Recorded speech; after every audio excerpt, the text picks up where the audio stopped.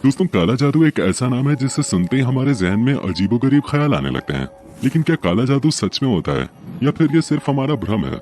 अगर बात की जाए आज के नए दौर की, तो बहुत से लोग काले जादू को सच नहीं मानते हैं। लेकिन ध्यान से देखा जाए तो हमारे आसपास काले जादू से जुड़े ऐसे किस्से भी सामने आए हैं जो इस बात को सच साबित कर देते हैं। भले ही आजकल के मॉडर्न जमाने में साइंस ने इतनी ज्यादा तरक्की कर ली है, लेकिन कुछ लोग आज भी काले जादू को सच मानते हैं और कुछ लोग तो इसी का फायदा उठाकर अपना धंधा चला रहे हैं, जिसके चलते लोग काले जादू से और भी ज्यादा दूर भागते हैं।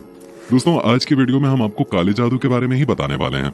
साथ ही हम आपको ये भी बताएंगे कि क्या सच में काला जादू होता है या नहीं, और अगर होता है तो इसकी शुरुआत कहाँ से हुई।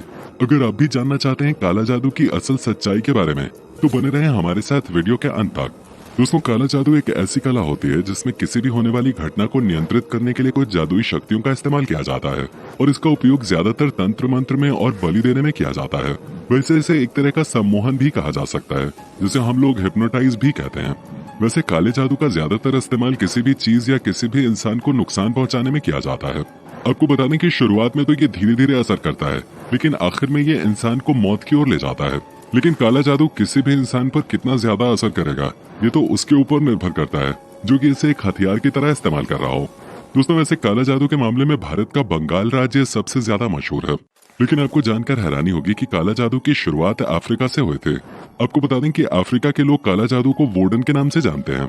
बताया जाता है कि एक दिन एक देवी पेड़ में प्रकट हुई, और उनके मुताबिक इन्हें प्यार की देवी यानी वोडन के रूप में जाना जाता है, जो कि अपनी शक्तियों से वहाँ के लोगों की सारी बीमारियां कुछ ही समय में ठीक कर देती थी। प्यार की देवी वहाँ के चर्च के पादरियों को बिल्कुल भी पसंद नहीं थे, जिसके चलते उन्होंने उस पेड़ को कटवा दिया। लेकिन फिर भी वहाँ के लोग उस देवी की मूर्ति बनाकर उसकी पूजा करने लगे, और सभी की परेशानियां और सारे दुख दूर होने लगे। कुछ समय बाद वहाँ के लोग वुडन की शक्तियों का गलत इस्तेमाल करने लगे, और मरे हुए इंसानों की आत्माओं से संपर्क करने के लिए इन शक्तियों का यूज होने लगा। बाद में ऐसे ही कारनामों को पूरी दुनिया में काला जादू के नाम से जाना जाने लगा। दोस्तों, अभी हाल ही में कुछ महीनों पहले काला जादू से जुड़ा हुआ एक किस्सा भी सामने आया था। बताया जाता है कि 20 अप्रैल को मध्य प्रदेश के जबलपुर जिले में 21 साल के एक व्यक्ति ने अपने बूढ़े रिश्तेदार की तलवार से हत्या कर दी, क्योंकि उसे ये शक था कि उस बूढ़े आदमी ने उसके परिवार पर काला जादू कराया है। पुलिस अधिकारियों ने उस हत्यारे को हत्या के जुर्म में गिरफ्तार कर लिया, और पूछताछ करने पर उस व्यक्ति ने पुलिस को ये बताया कि उसके रिश्तेदार ने उसके पूरे परिवार पर काला जादू करवाया था, जिस वजह से न तो उसके और न ही उसके भाइयों के बच्चे हो रहे थे, और इसी शक के चलते उसने अपने बूढ़े रिश्तेदार की तलवार से हत्या कर दी। अब सोचने वाली बात यह है कि क्या सच में काला जादू किसी इंसान पर असर कर सकता है, या फिर ये सिर्फ हमारा भ्रम होता है। दोस्तों, अगर कोई बिना काला जादू किए भी आपके घर के सामने खून और कटा हुआ नींबू रख दे, तो भी आप सोच सकते हैं कि आपके बनते हुए काम बिगड़ने लगे। ऐसा इसलिए क्योंकि काले जादू का डर हम सभी के मन में होता है, और ये तो आपको पता ही है कि खून और नींबू दोनों का ही काले जादू में इस्तेमाल किया जाता है। ये सब देखकर काला जादू हमारे मन में डर को और भी ज्यादा बढ़ा देता है, और जब हम लोग बेवजह ही डरने लगते हैं, तो हमारा शरीर और दिमाग दोनों ही थका हुआ, और तनाव ज्यादा होने की वजह से हमारा किसी भी काम में मन नहीं लगता है।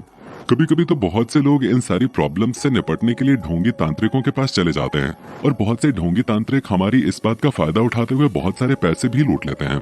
दोस्तों, ऐसा ही एक किस्सा कुछ समय पहले पुणे में सामने आया था, जिसमें पुणे के एक ढोंगी तांत्रिक ने लड़की पर से काला जादू उतारने के नाम पर उससे धोखे से शादी कर ली थी। बताया जाता है कि उस ढोंगी तांत्रिक ने लड़की की बूढ़ी माँ की बीमारी ठीक करने के नाम पर लड़की और उसके भाई दोनों को ठग लिया, और इतना ही नहीं, लड़की से धोखे से शादी करने के बाद वो लड़की से जबरदस्ती संबंध बनाने की जिद भी करने लगा। हालांकि बाद में लड़की की रिपोर्ट करने पर उस ढोंगी तांत्रिक को गिरफ्तार कर लिया गया, और जब पुलिस ने उससे पूछताछ शुरू की, तो इस दौरान ये पता चला कि वो ढोंगी तांत्रिक इससे पहले भी 3 लड़कियों को अपनी हवस का शिकार बना चुका था।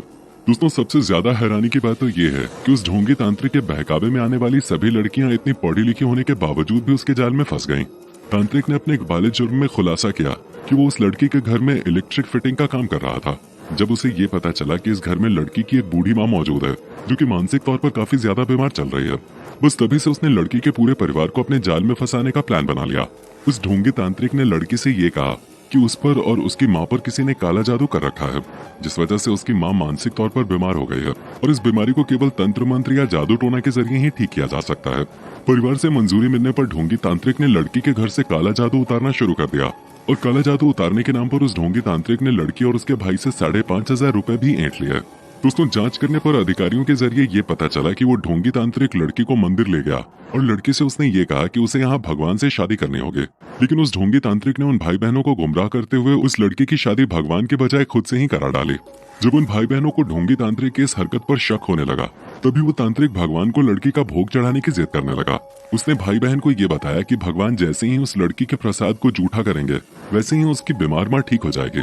जिसके बाद मंदिर से वापस घर लौटते वक्त उन दोनों भाई बहनों को उस तांत्रिक पर शक हुआ कि एक तो उस तांत्रिक ने खुद भगवान बनकर लड़की से शादी कर ली और प्रसाद जूठा करने के नाम पर लड़की से शारीरिक संबंध बनाने की जिद करने लगा।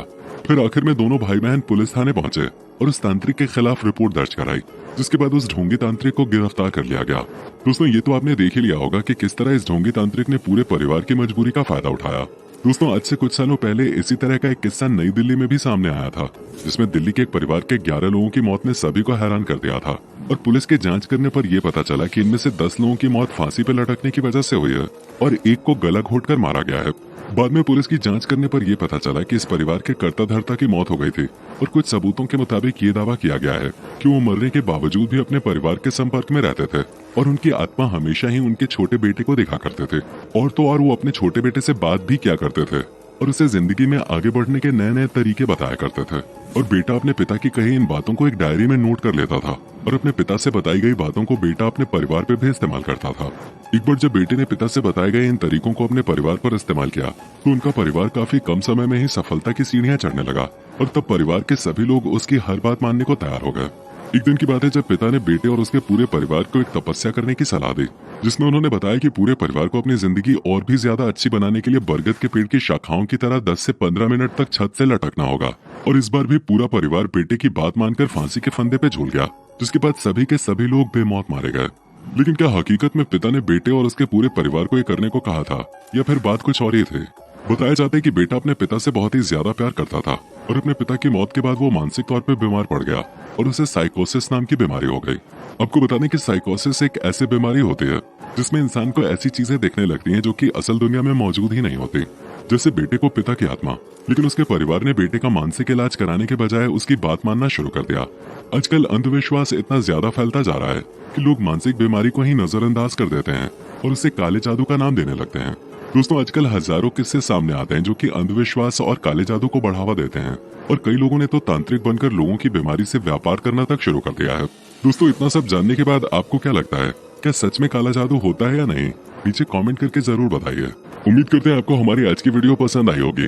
अगर हाँ तो वीडियो को लाइक करके अपने दोस्तों के साथ शेयर करना न भूलें, ताकि आने वाले समय में हम आपके लिए ऐसी ही इंटरेस्टिंग और मजेदार वीडियोस लाते रहें।